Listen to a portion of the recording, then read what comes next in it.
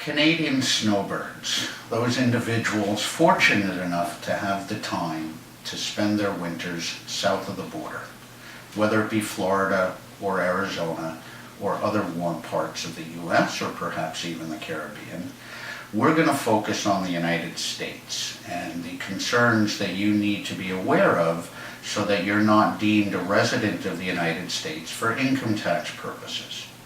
If you are so deemed to be a resident of the U.S. for income tax purposes, then all of your income from anywhere in the world will be subject to tax in the United States. So it's important that you're aware of what could happen to you. Many people who call us up to ask questions about this assume that it's a 6-month test. If you're not there 183 days or 6 months during the year, you should be fine.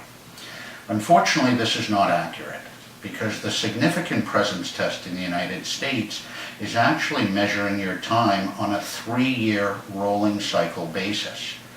And basically, if you are in the United States for more than 4 months and about 2 weeks each year, you will meet that significant presence test in the 3rd year and be declared a deemed resident of the United States subject to tax.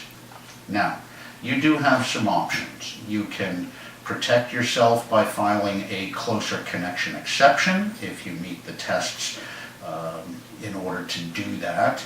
And in a worst case scenario, if you don't meet the closer connection exception, you can file a U.S. tax return with a treaty position regarding residency to show that you are actually a Canadian resident for tax purposes and not a U.S. resident for tax purposes.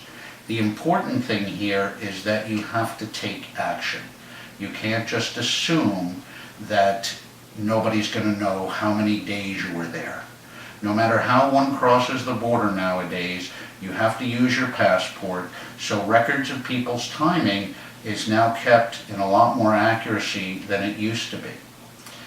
As with any advice regarding U.S. taxation, I suggest that you contact a professional tax preparer, such as us here at Colby McGecky, to receive proper advice on your particular situation, especially if you're a Canadian snowbird.